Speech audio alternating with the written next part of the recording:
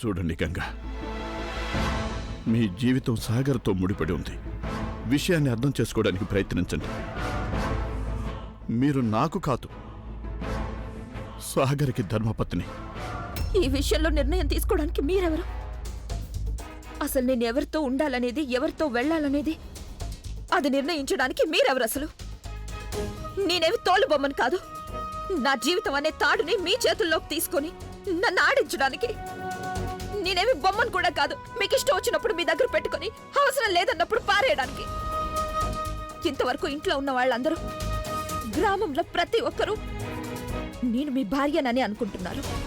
మీరు కూడా చాలా సార్లు చెప్పారు, మఠాధ్యక్షుడి భార్య ఇలా చేస్తే బాగుంటుంది, ఇలా చేస్తే అసలు బాగుండదు అని. కానీ ఈరోజు మీరు మీ భార్యని మీ చేతులతో మరొకరికి అప్పగిస్తున్నారా?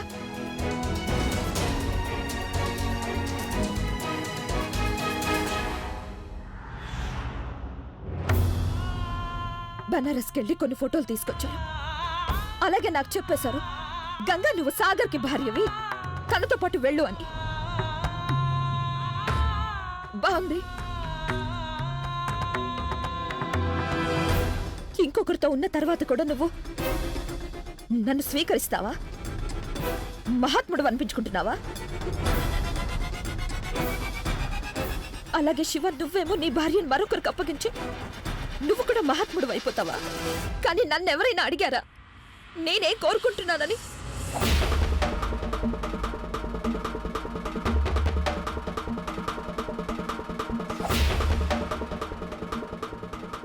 మహాత్ములు అనిపించుకునే ప్రయత్నంలో ఎవరు నా గురించి ఆలోచించలేదు. కానీ ఒక విషయం వినండి, నాకు మాత్రం మహాత్మురాలు కావాలని ఆశగా లేదు. నేను ఒక మామూలు మనిషిని, అలాగే మామూలుగా ఉండాలని అనుకుంటున్నాను. అసలు నా జీవితం గురించి నిర్ణయించడానికి మీరిద్దరు ఎవరు? నేనేం చేయాలి, ఏం చేయకూడదని ఈ విషయం గురించి నిర్ణయం ఆ భగవంతుడు తీసుకోవాలి, లేదంటే నేనే నిర్ణయించుకోవాలి. మూడో వ్యక్తి మధ్యలోకి రావాల్సిన అవసరం లేదు. గంగా చూడు, నేను చెప్పేది విను. గంగా, ఒక్క అడుగు కూడా ముందుకు వెయ్యొద్దు, లేదంటే నేనేం చేస్తానో నాకే తెలీదు.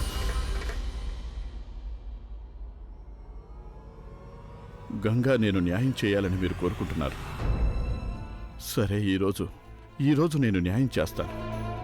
గంగ తన సాగరతో పాటు ఉండటమే నాకు తెలిసిన న్యాయం. మీరు అనుకుంటూ ఉంటారు నాకు ఈ నిర్ణయం తీసుకోవడం చాలా సులభంగా ఉంటుందని.